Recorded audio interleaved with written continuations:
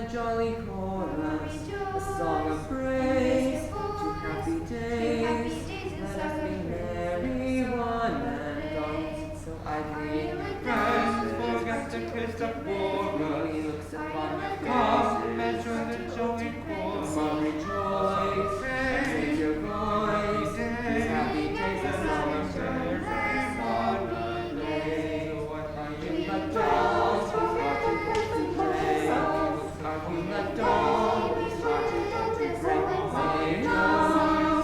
Sing out, sing out the loud and strong, the fans and praise. Rejoice, dance and join the song. Rejoice with the sunlight, long life, sing long life, the fancy song. Don't forget to cast the dormouse. Come and join the jolly chorus.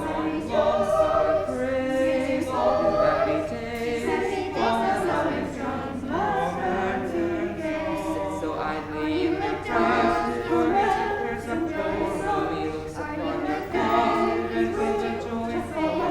Rejoice and raise your voice to happy days of loving service.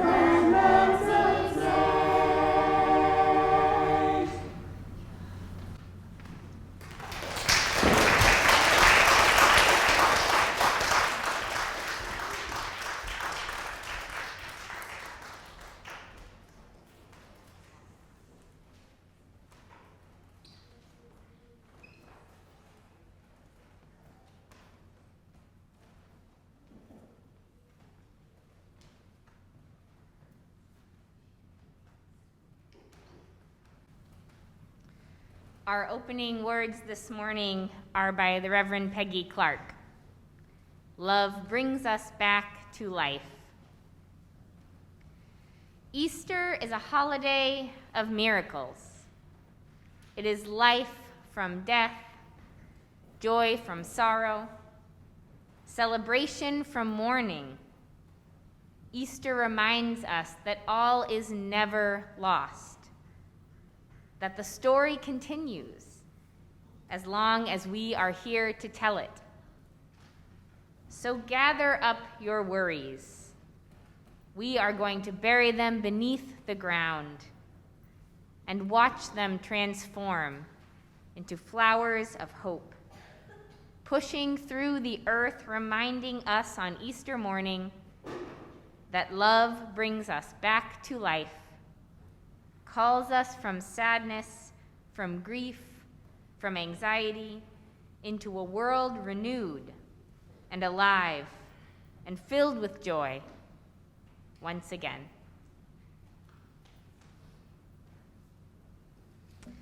And I hope you will join us in singing our opening hymn this morning. It is that familiar Easter tune with those Unitarian Universalist lyrics, "Lo, the earth awakes again." You can find it in your gray hymnal, number 61, and the words are also in your order of service.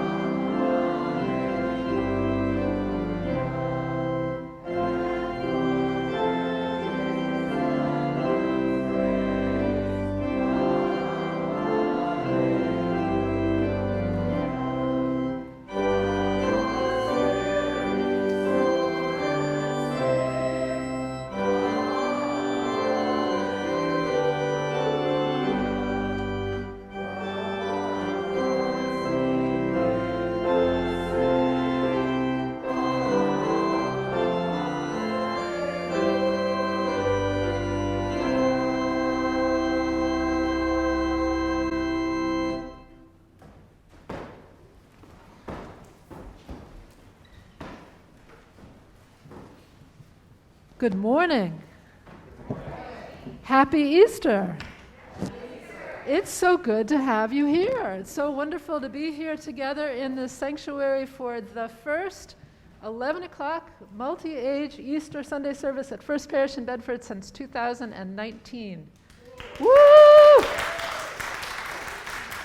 We are back, and I am delighted to be here with you, whether you're joining us here in the sanctuary or at home on Zoom, whether you are here for the first time or whether you've been here for many previous years. We are glad that you are here with us. My name is the Reverend Wendy Bell, and I am serving as the interim senior minister, along with Lisa Maria and Annie, and Brad and Steve and the tech team. We are really delighted that you are with us this morning. I have a few announcements before we get started. First of all, as you may know, I hope you know, and I hope that you'll remember, and I hope that you're looking forward to it, we are going to have an Easter egg hunt here on the Common after the service at noon. Will it start before noon if the service ends before noon? Yes. So at the conclusion of the service, you will be freed to go look for eggs, and that's an exciting thing for us to have that in person this year as well, too. I want to draw your attention to an announcement that's printed in your order of service on near the back of the order of service about a new way that we have of making financial contributions here at First Parish in Bedford. We are introducing the ability to use online giving through our new One Church platform this week. This Sunday is the beginning of that. You can look at the announcement that's there to see more details about how you can contribute online or via text. I want to share this announcement from First Parish's Environmental Justice Committee, which is co-sponsoring a composting fair along with Mothers Out Front and other groups on April 23rd to celebrate the earth. That's next Saturday. Compost is both a way to regenerate the soil and a way to reduce our carbon emissions, so it's very important. This outdoor event will be next Saturday from 11 a.m. until 2 p.m. on the Bedford Library's front lawn, and will include something for the entire family, from demonstrations and practical advice about available options to live worms, if you're into live worms, and photo ops for kids of all ages. So we hope that you will join us for that.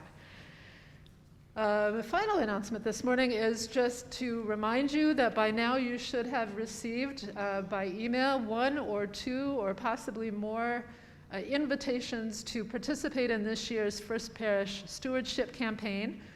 If you have not responded to that yet, we hope that you will. Attached to the email is a link to an online giving form.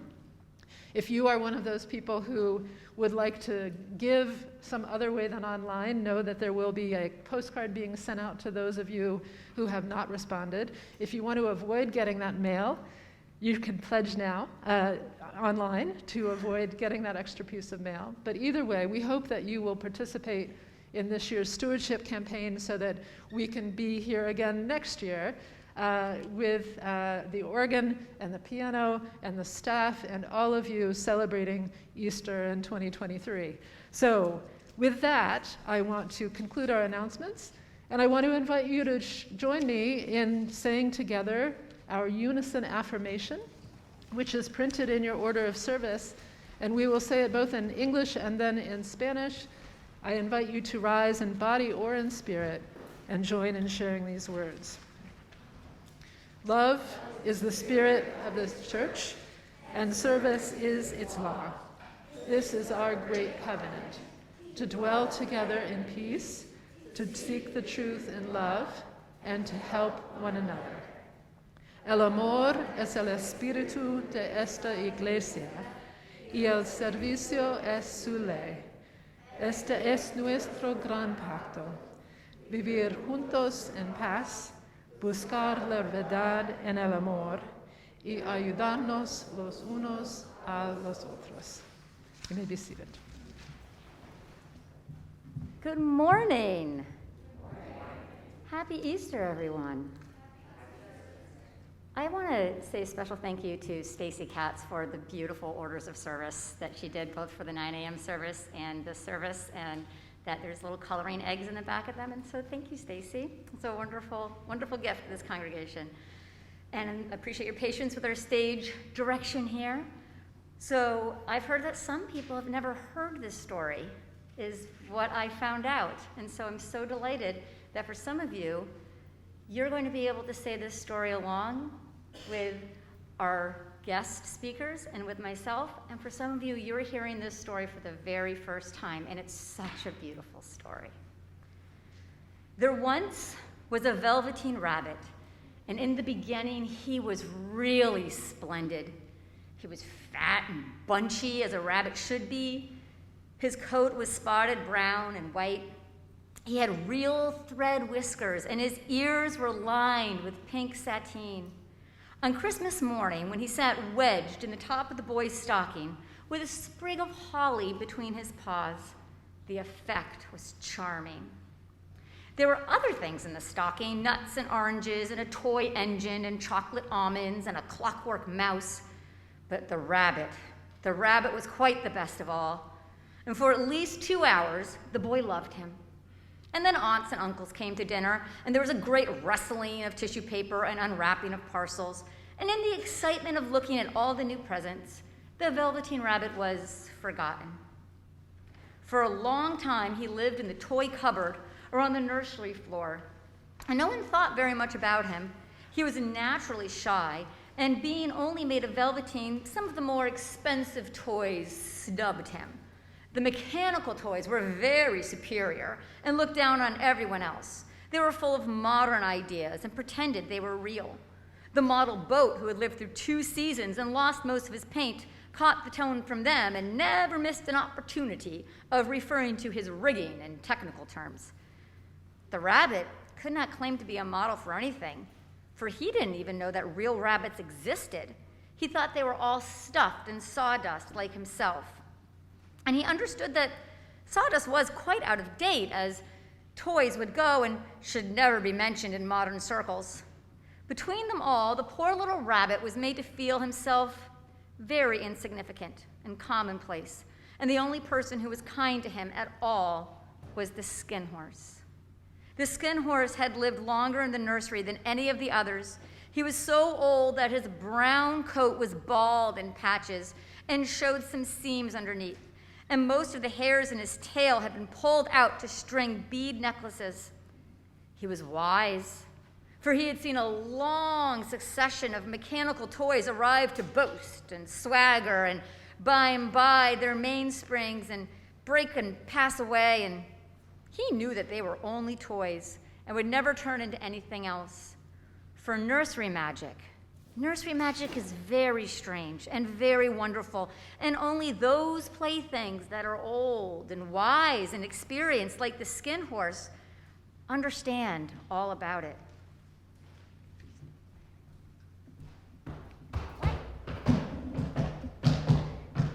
What is real? Asked the rabbit, wondering what is real when they were lying side by side near the nursery fender before Nana came to tidy the room. Doesn't mean having things that buzz inside you and a stick-out handle. Real isn't how you are made, said the skin horse. It's a thing that happens to you when a child loves you for a long, long time. Not just to play with, but really, really loves you. Then you become real. Does it hurt? Asked the rabbit. Sometimes, Said the skin horse, for he was always truthful. when you are real, you don't mind being hurt. Does it happen all at once, like being wound up, or bit by bit? It doesn't happen all at once. You become. It takes a long time. That's why it doesn't happen often to people who break easily or have sharp edges or who have to be carefully kept. Generally, by the time you are real, most of your hair has been lugged off and your eyes drop out and you get loose in the joints and very shabby. But these things, they don't matter at all, because once you are real, you can't be ugly except to people who don't understand. I suppose you are real. It's okay. I suppose you are real? Said the rabbit, and then he wished he had not said it at all, for he thought the skin horse might be sensitive. But the skin horse only smiled. The boy's uncle made me real. That was a great many years ago. But once you are real, you can't become unreal again. It lasts for always. The rabbit sighed and thought it would be a long time before this magic called real happened, and longed to become real, to know what it felt like. And yet the idea of growing shabby and losing his eyes and whiskers was rather sad. He wished that he could become it without these uncomfortable things happening to him.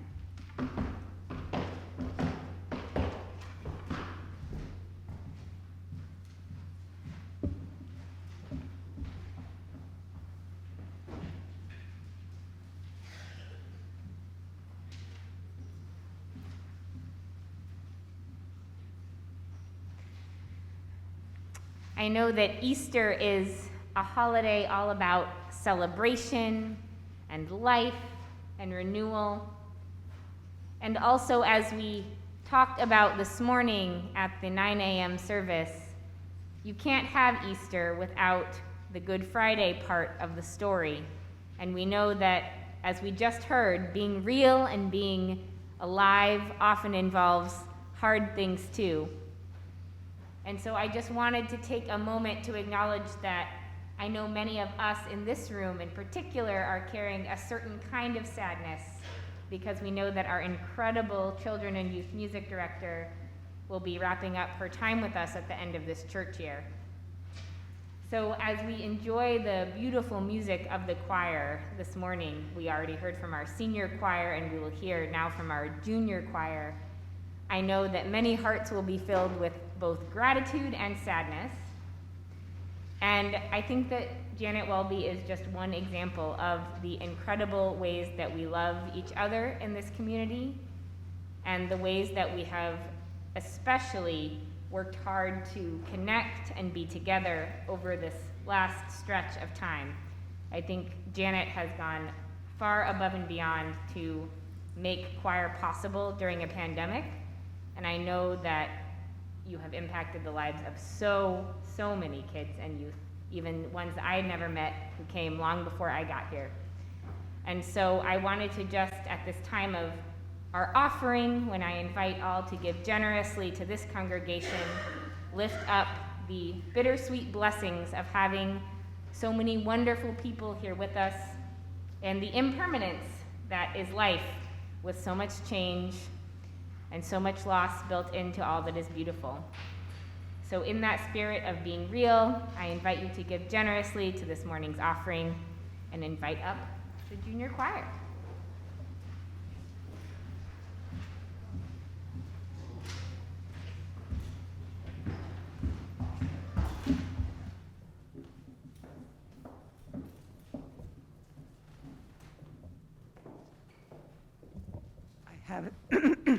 I have this incredible desire to launch into a rock tune right now. And just to say that the music of the choirs this morning are all about joy. And the senior choir sang Canon by Mozart, and the words were all about friends, forget the cares that bore us, come and join the jolly chorus. The juniors are going to sing a happy song that's a folk song from Czechoslovakia, or Czech Republic. It was Czechoslovakia when the folk song was created. And they're going to be singing the word Stodla Pumpa, which means what? Barn pump. Go figure.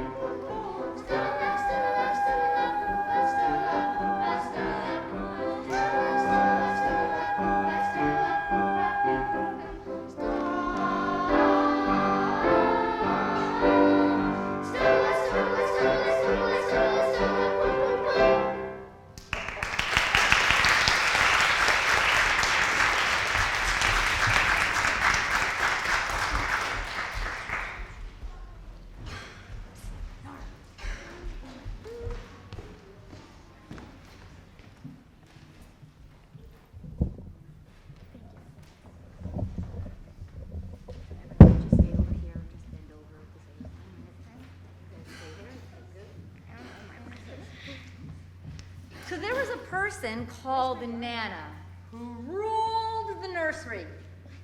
Sometimes she took no notice of the playthings lying about, and sometimes, for no reason whatever, she went swooping about like a great wind and hustled them away into cupboards. She called this tidying up. And all the playthings hated it. Do any of you have times when you have to tidy up and your toys don't like it? Yeah. You don't like it so much? Yeah. Well, it's Nana's fault. Anyways, all the playthings hated it, especially the tin ones. But the rabbit didn't mind so much, for wherever he was thrown came down soft. One evening, when the boy was going to bed, he couldn't find the china dog that always slept with him. Nana was in a hurry, and it was too much trouble to hunt for china dogs at bedtime, so she simply looked about her, and seeing that the toy cupboard door stood open, she made a swoop. Here, take your old bunny. He'll do to sleep with you. She dragged the rabbit out by one ear and put him into the boy's arms. That night, and for many nights after, the Velveteen Rabbit slept in the boy's bed. When the boy dropped off to sleep, the rabbit would snuggle down close under his little warm chin and dream with the boy's hands clasped close round him all night long. And so time went on, and the little rabbit was very happy, so happy that he never noticed how his beautiful velveteen fur was getting shabbier and shabbier, and his tail becoming unsewn, and all the pink rubbed off his nose where the boy had kissed him over and over. Spring came, and they had long days in the garden, for wherever the boy went, the rabbit went too. He had rides in the wheelbarrow and picnics on the grass and lovely fairy huts built for him under the raspberry canes behind the flower border. And once, when the boy was called away suddenly to go out to tea, the rabbit was left out on the lawn long after dusk, and Nana had to come and look for him with a candle because the boy couldn't go to sleep unless he was there. He was wet through with the dew and quite earthy from diving into the burrows the boy had made for him in the flower bed, and Nana grumbled as she rubbed him off with the corner of her apron. You must have your old bunny. Fancy all that fuss for a toy. The boy sat up in bed and stretched out his hands. Give me my bunny. You mustn't say that. He isn't a toy. He's real. When the little rabbit heard that, he was so happy, for he knew that what the skin horse had said was true at last. The nursery magic had happened to him, and he was a toy no longer. He was real. The boy himself had said it. That night, he was almost too happy to sleep, and so much love stirred in his little sawdust heart that it almost burst. And into his boot-button eyes that had long ago lost their polish, there came a look of wisdom and beauty, so that even Nana noticed the next morning when she picked him up and said, Well, I declare, if that old bunny hasn't got quite the knowing expression. Near the house where they lived, there was a wood, and in the long June evenings, the boy liked to go there after tea to play. He took the Velveteen Rabbit with him, and before he wandered off to pick flowers or play at brigands among the trees, he always made the rabbit a little nest somewhere among the bracken where he could be quite cozy, for he was a kind-hearted little boy, and he liked Bunny to be comfortable. One evening, while the rabbit was lying there alone, watching the ants that ran to and fro between his velvet paws on the grass, he saw two strange beings creep out of the tall bracken near him. They were rabbits like himself, but quite furry and brand new looking. They must have been very well made, for their seams did not show at all, and they changed shape in a queer way when they moved. One minute they were long and thin, and the next minute fat and bunchy, instead of always staying the same like he did. Their feet patted softly on the ground, and they crept quite close to him, twitching their noses, while the rabbit stared hard to see which side the clockwork on them stuck out, for he knew that people who generally jump have something to wind them up. But he couldn't see it. They were evidently a new kind of rabbit altogether. They stared at him, and the little rabbit stared back, and all the time their noses twitched. Why don't you get up and play with us? One of them asked. I don't want to, said the rabbit, for he didn't want to explain that he had no clockwork. Oh, it's easy as anything. And he gave a big hop sideways and stood on his hind legs. I don't believe you can. I can. I can jump higher than anything. He meant when the boy threw him, but of course he didn't want to say so. Can you hop on your hind legs? Asked the furry rabbit. That was a dreadful question, for the Velveteen Rabbit had no hind legs at all. The back of him was made all in one piece, like a pincushion. He sat still in the bracken and hoped that the other rabbits wouldn't notice. I don't want to. He said again, but the wild rabbits have very sharp eyes, and this one stretched his neck out and looked. He hasn't got any hind legs. Fancy a rabbit without any hind legs. And he began to laugh. I have got hind legs. I am sitting on them. Then stretch them out and show me, like this, said the wild rabbit. He began to whirl around and dance till the little rabbit got quite dizzy. I don't like dancing. I'd rather sit still. But all the while he was longing to dance, for a funny new tickly feeling ran through him, and he felt that he would give anything in the world to be able to jump about like these rabbits did. The strange rabbit stopped dancing and came quite close. He came so close this time that his long whiskers brushed the Velveteen Rabbit's ear, and then he wrinkled his nose suddenly and flattened his ears and jumped backwards. He doesn't smell right. He isn't a rabbit at all. He isn't real. I am real, said the little rabbit. I am real. The boy said so. And he nearly began to cry. Just then, there was a sound of footsteps, and the boy ran past near them with a stamp of feet and a flash of white tails. The two strange rabbits disappeared. Come back and play with me. Oh, do come back. I know I am real. For a long time, he lay very still, watching the bracken and hoping the wild rabbits would come back.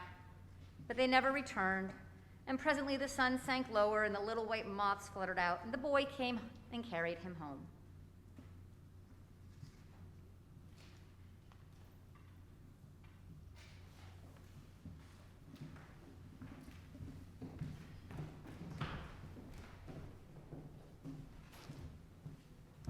So this next hymn, which is in the bulletin or in the book. If it's in the book, it's easier for you, so you probably want to look at the book. 396, it's called I Know This Rose Will Open. And it's around. As so much music this morning has been around, this is around. And there are 4 parts to it, so I'm actually going to need help on this. So I'm going to ask if Janet will come up and help. I'm going to ask if Annie will come up and help, right? Because that's 3 parts. Carlo, do you want to come up and help? Why not? So what we'll do is we're going to do it twice through, and Steve's going to play along with us. And we're going to sing it all together, and then we're going to do it in 4 parts, twice through more. So just twice through and then 2 times more, whatever your part is. So Annie will be part 1, Carla will be part 2, I'll be 3, and Janet will be part 4. And how are we going to split this? Okay, because it's balanced over here. So why don't we have, how are we going to do this? Okay, so Annie is going to lead part 1, which is all here in the front row, okay? Part 2, Delcy, you're going to join these people back there, okay? Part 3 is here, right? And part 4 is here. So it'll just keep getting stronger because there are more and more people. And up there, what part do you want to be? Do you want to be 1, 2, 3, or 4? 2. Let's do 2. Okay? So you're going to take your cue off Carlo, and I'll do the pointing. So remember, we're going to do it twice through all together, and then we're going to split into the 4 parts, and you do it twice through for each of your parts. So go ahead, Steve. Give it to us.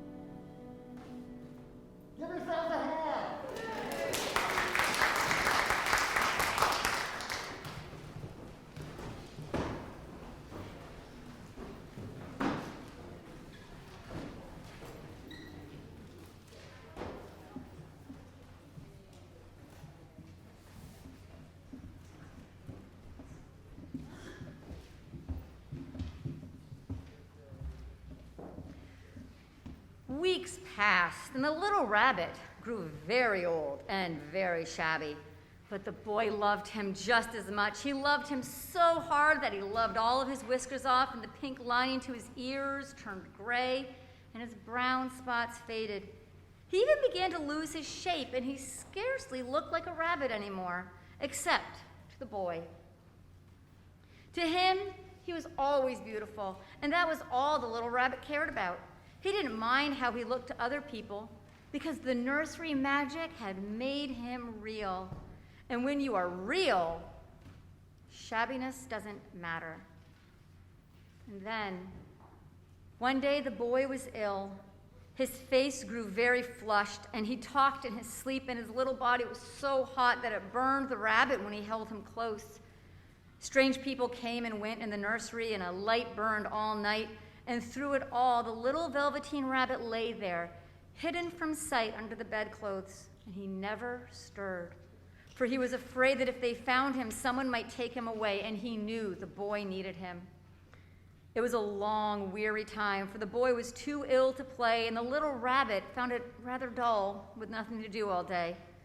But presently the fever turned, and the boy got better. It was a bright, sunny morning, and the window stood wide open. They had carried the boy out to the balcony, wrapped in a shawl, and the little rabbit lay tangled up among the bedclothes, thinking. The boy was going to the seaside tomorrow. They talked about it all while the little rabbit lay under the bedclothes, with just his head peeping out, and the rabbit listened. The room was to be disinfected, and all the books and toys that the boy had played in with the bed must be burnt. Hurrah! Thought the little rabbit. Tomorrow we are going to the seaside. Just then, Nana caught sight of him.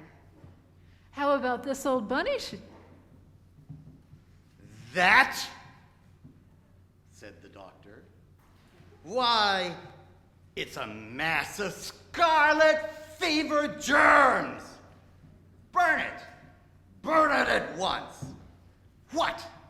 What? Nonsense. Get him a new one. He mustn't have that one anymore. And so the little rabbit, from the words of the very angry doctor, was put into a sack with the old picture books and a lot of rubbish and carried out to the end of the garden behind the fowl house. That was a fine place to make a bonfire. And while the boy was asleep, dreaming of the seaside, the little rabbit lay among the old picture books in the corner behind the fowl house, and he felt very lonely. The sack had been left untied, and so by wriggling a bit, he was able to get his head through the opening and look out. He thought of those long, sunlit hours in the garden, how happy he and the boy were, and a great sadness came over him. He seemed to see them all pass before him, each more beautiful than the other, the fairy huts and the flower bed, the quiet evenings in the wood when he lay in the bracken and the little ants ran over his paws, the wonderful day when he first knew he was real. He thought of the skin horse, so wise and gentle, and all that he had told him. Of what use was it to be loved and lose one's beauty and become real, that all ended like this? And a tear, a real tear, trickled down his little shabby velvet nose and fell to the ground. And then a strange thing happened. For where the tear had fallen, a flower grew out of the ground, a mysterious flower, not at all like any that grew in the garden. It had slender green leaves the color of emeralds, and in the center of the leaves a blossom like a golden cup. It was so beautiful that the little rabbit forgot to cry and just lay there, watching it. And presently the blossom opened, and out of it there stepped a fairy. She was quite the loveliest fairy in the whole world. Her dress was of pearl and dewdrops, and there were flowers round her neck and in her hair, and her face was like the most perfect flower of all. And she came close to the little rabbit and gathered him up in her arms and kissed him on his velveteen nose that was all damp from crying. Little rabbit, don't you know who I am? The rabbit looked up at her, and it seemed to him that he had seen her face before, but he couldn't think where. I am the Nursery magic fairy. I take care of all the playthings that the children have loved. When they are old and worn out and the children don't need them anymore, then I come and take them away with me and turn them into real. Wasn't I real before? asked the rabbit. You were real to the boy. Because he loved you, now you shall be real to everyone. And she held the little rabbit close in her arms and flew with him into the wood. It was light now, for the moon had risen. All the forest was beautiful, and the fronds of the bracken shone like frosted silver. In the open glade between the tree trunks, the wild rabbits danced with their shadows on velvet grass. But when they saw the fairy, they all stopped dancing and stood round in a ring to stare at her. I've brought you a new playfellow.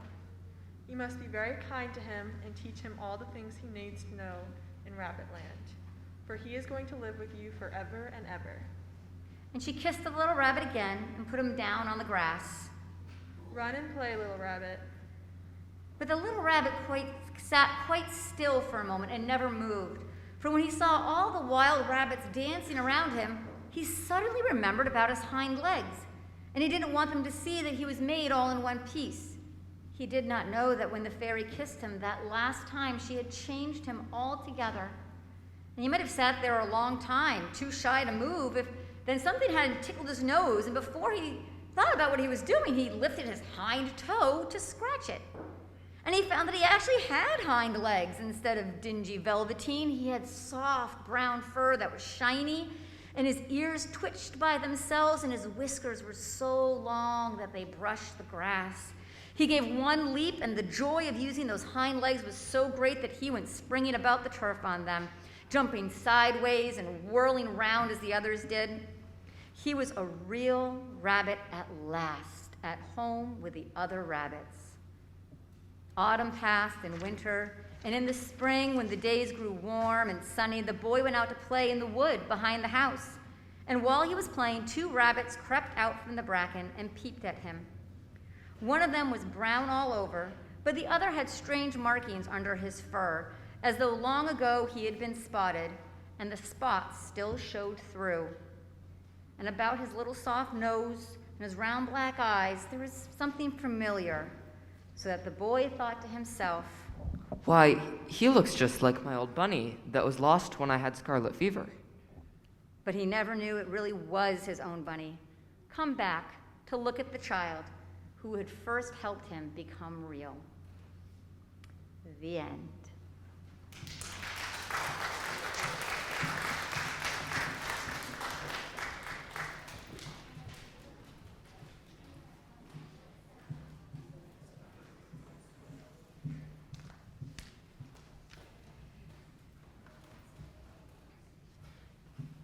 So, has anybody felt shabby before?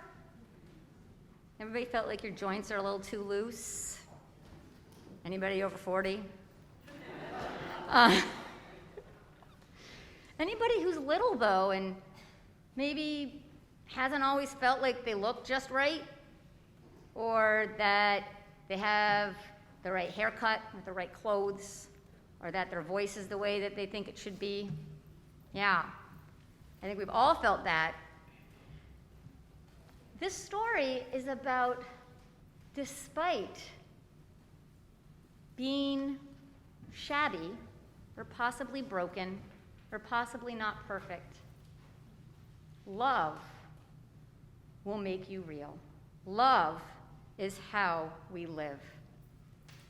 The more we are seen as whole, whether we have springs loose or dangling eyes, the more we can love others.